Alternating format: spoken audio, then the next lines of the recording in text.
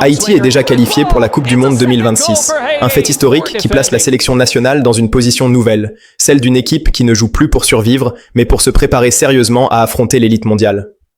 Dans ce contexte précis, les matchs amicaux programmés contre la Tunisie le 28 mars 2026 et contre l'Islande le 31 mars 2026 au Canada ne sont pas de simples rencontres de prestige, mais des étapes stratégiques majeures dans la construction du groupe qui représentera le pays sur la plus grande scène du football international.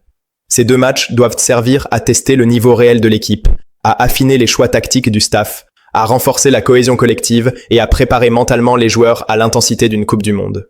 Pourtant, malgré l'importance capitale de cette phase de préparation, plusieurs joueurs haïtiens ont découvert l'existence de ces matchs non pas par une communication officielle de la Fédération haïtienne de football, mais à travers des publications circulant sur Instagram, une situation qui a immédiatement provoqué malaise, incompréhension et réaction publique de la part de cadres de la sélection. Jean Rickner Bellegarde, international expérimenté évoluant en Europe, a été l'un des premiers à réagir avec ironie, laissant entendre qu'apprendre le calendrier de la sélection via les réseaux sociaux est loin des standards professionnels attendus pour une équipe qualifiée à la Coupe du Monde. Cette réaction, loin d'être anodine, traduit un malaise profond, car elle intervient dans un moment où la sélection devrait fonctionner comme une structure parfaitement huilée, tournée vers l'optimisation de chaque détail. Dekens Nazon, autre figure importante de l'équipe, a également réagi sur le même ton, confirmant que cette information n'a pas été communiquée de manière formelle aux principaux concernés. Le problème ne réside donc pas dans l'existence des matchs amicaux eux-mêmes, mais dans la manière dont l'information a circulé, donnant l'impression que les joueurs ont été mis à l'écart d'un processus qui les concerne directement. Dans le football de haut niveau, surtout à l'approche d'une Coupe du Monde, la communication entre une fédération et ses internationaux est un élément fondamental de la performance. Les joueurs évoluent dans des clubs professionnels où la planification est rigoureuse, où chaque déplacement international doit être anticipé, validé et intégré dans un calendrier déjà très chargé. Découvrir tardivement des matchs amicaux internationaux complique non seulement l'organisation personnelle des joueurs, mais peut également créer des frictions avec leur club, qui exigent une communication claire et officielle pour libérer leurs éléments. Cette situation est d'autant plus sensible que les matchs auront lieu au Canada, impliquant des voyages longs, une adaptation logistique et une gestion physique qui nécessitent une préparation minutieuse. Ce manque de communication institutionnelle donne le sentiment que la fédération n'a pas pleinement mesuré l'enjeu de cette phase post-qualification, pourtant cruciale. Être qualifié pour la Coupe du Monde change totalement le statut d'une sélection. L'objectif n'est plus seulement de participer, mais de se présenter au tournoi avec une équipe structurée, compétitive et mentalement prête. Les matchs amicaux sont le laboratoire dans lequel se construisent les automatismes, se testent les associations de joueurs et se corrigent les failles tactiques. Contre la Tunisie, équipe habituée aux compétitions internationales, solide défensivement et expérimentée dans la gestion des grands rendez-vous, Haïti a l'occasion de mesurer sa capacité à rivaliser avec une sélection disciplinée et pragmatique. Face à l'Islande, connue pour son organisation collective, son intensité physique et sa rigueur tactique, les Grenadiers peuvent évaluer leur endurance mentale et leur discipline sur 90 minutes. Ces deux adversaires ont été choisis précisément parce qu'ils offrent des profils différents mais exigeants, proches de ce que Haïti pourrait rencontrer lors du mondial. Mais pour que ces matchs remplissent pleinement leur rôle, l'environnement interne doit être sain, clair et professionnel. Lorsque les joueurs expriment publiquement leur surprise, voire leur frustration, cela révèle une faille dans la chaîne de communication qui peut avoir des répercussions sur l'atmosphère du groupe. Même si les internationaux restent attachés au maillot et fiers de représenter leur pays, un sentiment de négligence ou de manque de considération peut s'installer insidieusement. La préparation d'une Coupe du Monde ne repose pas uniquement sur les qualités techniques ou physiques, mais aussi sur la confiance entre les joueurs, le staff et l'institution qui les encadre. Un autre élément préoccupant est l'absence de réaction officielle de la Fédération haïtienne de football face aux critiques exprimées par les joueurs. À ce stade, aucun communiqué n'est venu clarifier la situation, expliquer les raisons de ce dysfonctionnement ou rassurer les internationaux sur les méthodes de travail à venir. Ce silence alimente les interrogations et renforce l'idée que la fédération peine à adopter une communication proactive, pourtant indispensable dans une phase aussi sensible. Pour une sélection qualifiée à la Coupe du Monde, chaque détail compte, et la manière dont les décisions sont annoncées fait partie intégrante de la préparation. Cette affaire met en lumière un paradoxe inquiétant. Haïti a franchi une étape historique sur le plan sportif, mais semble encore lutter pour atteindre le même niveau d'exigence sur le plan organisationnel. La qualification mondiale a suscité un immense espoir chez les supporters, qui attendent désormais une gestion exemplaire, à la hauteur de l'événement.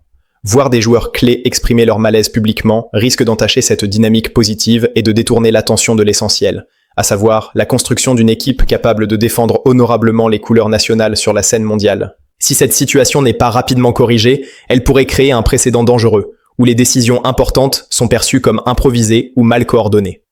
À l'approche de la Coupe du Monde 2026, Haïti ne peut se permettre de laisser des problèmes de communication fragiliser un groupe qui a déjà prouvé sa valeur sur le terrain.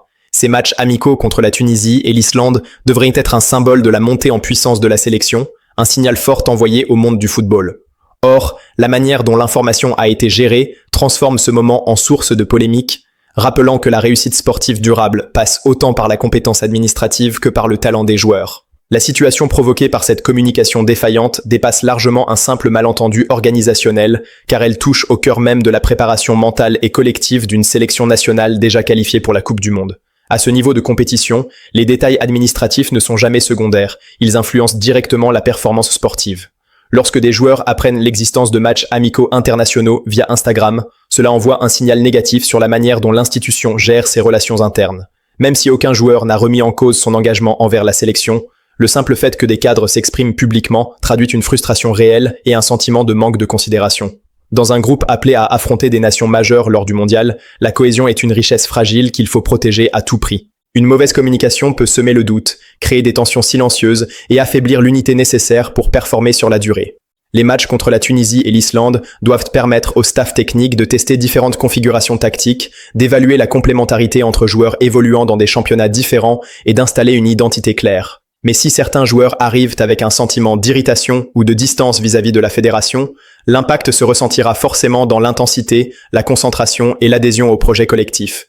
Le football moderne repose sur la confiance mutuelle entre les joueurs et leur environnement institutionnel. Une sélection qui se prépare pour la Coupe du Monde ne peut pas fonctionner dans une atmosphère où l'information circule de manière informelle ou désorganisée.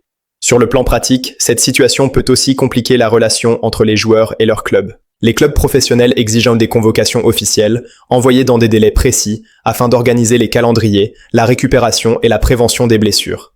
Si la fédération tarde ou communique de manière indirecte, cela peut créer des tensions avec les employeurs des joueurs, qui pourraient se montrer plus réticents à libérer leurs éléments. À long terme, cela peut nuire à la disponibilité des cadres lors des rassemblements, affaiblissant la continuité sportive de la sélection. Un autre risque majeur réside dans l'image projetée à l'international. Haïti, désormais qualifié pour la Coupe du Monde, est observé par les autres fédérations, les médias et les instances du football mondial. La manière dont une sélection gère sa préparation est scrutée et analysée.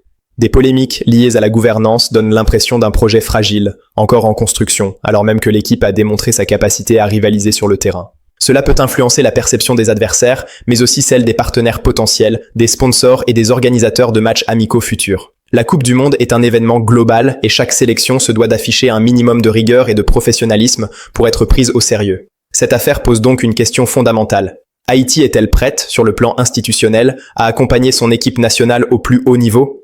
La qualification sportive a été acquise grâce au talent, à la résilience et à l'engagement des joueurs, mais la réussite lors du mondial dépendra aussi de la qualité de l'encadrement administratif. Les matchs amicaux sont censés être un outil de progression, mais ils peuvent devenir une source de distraction si la communication n'est pas maîtrisée. Il est encore temps pour la Fédération haïtienne de football de rectifier le tir. Une réaction officielle, claire et transparente permettrait de calmer les tensions, de rétablir la confiance et de montrer que les critiques ont été entendues. Expliquer les raisons du retard de communication, reconnaître les erreurs éventuelles et présenter un plan précis pour les prochaines étapes serait un signal fort envoyé aux joueurs et aux supporters. La préparation de la Coupe du Monde doit être inclusive, structurée et basée sur le respect mutuel. Les internationaux haïtiens ont besoin de se sentir pleinement impliqués dans le projet, informés à temps et considérés comme des acteurs centraux et non comme de simples exécutants. Sur le plan sportif, ces matchs contre la Tunisie et l'Islande restent une opportunité exceptionnelle. Ils offrent une occasion unique de confronter Haïti à des styles de jeu différents, de renforcer la discipline tactique et d'endurcir le groupe face à des adversaires physiquement et mentalement solides. Pour tirer le maximum de ces rencontres, il est essentiel que le climat interne soit apaisé et tourné vers un objectif commun. La Coupe du Monde 2026 représente une chance historique pour Haïti de marquer les esprits et de redéfinir sa place dans le football mondial. Mais cette ambition ne pourra se concrétiser que si l'institution et les joueurs avancent dans la même direction, avec une communication fluide, respectueuse et professionnelle. Cette controverse doit servir de leçon, non pas pour diviser, mais pour améliorer les pratiques et renforcer la structure autour de la sélection. À ce stade, l'enjeu n'est pas de pointer du doigt, mais de comprendre que le succès d'une équipe nationale repose sur un équilibre subtil entre performance sportive et gestion institutionnelle. Si Haïti parvient à corriger ses failles dès maintenant, ces matchs amicaux pourront redevenir ce qu'ils doivent être, une étape clé dans la préparation d'une Coupe du Monde où la sélection haïtienne aura l'occasion de montrer au monde entier qu'elle ne s'est pas qualifiée par hasard, mais qu'elle est prête, sur tous les plans, à assumer ce nouveau statut.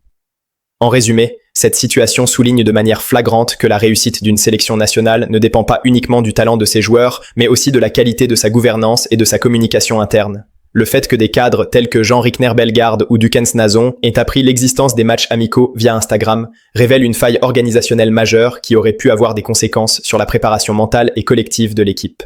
Dans un contexte où Haïti s'apprête à affronter des adversaires de calibre international lors de la Coupe du Monde 2026, chaque détail compte. Chaque message officiel, chaque calendrier, chaque interaction avec les joueurs participe à la cohésion et à la concentration nécessaires pour briller sur la scène mondiale. Si l'on considère la dimension sportive, ces matchs amicaux restent des occasions en or pour tester des stratégies, affiner les systèmes tactiques et renforcer la complémentarité entre joueurs venant de championnats différents. Mais ces avantages peuvent rapidement se transformer en désavantages si l'équipe évolue dans un climat de méfiance ou de frustration.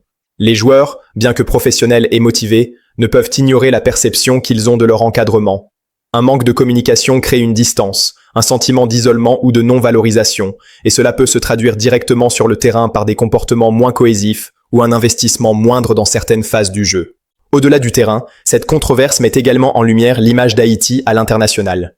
Une sélection déjà qualifiée pour le mondial est observée de près par les autres fédérations, les médias et les sponsors. Une communication déficiente peut donner l'impression d'un projet fragile ou mal structuré, ce qui influence non seulement la perception des adversaires, mais aussi celle des partenaires et des supporters. L'heure n'est pas aux polémiques stériles, mais à la prise de conscience que la professionnalisation du football haïtien doit progresser de manière holistique. Elle implique les joueurs, l'encadrement technique, la fédération et toutes les instances associées.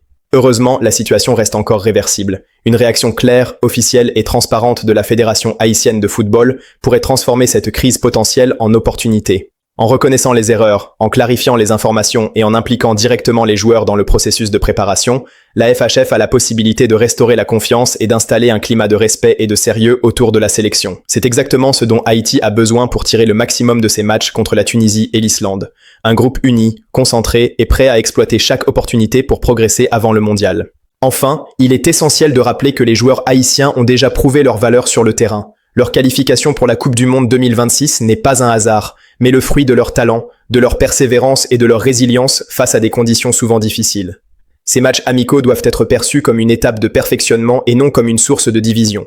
Si les tensions actuelles peuvent servir de catalyseur pour améliorer la communication et la gouvernance, alors cette controverse aura eu un effet positif indirect, celui de renforcer la structure autour de l'équipe et de préparer Haïti à affronter le monde avec sérieux, ambition et détermination.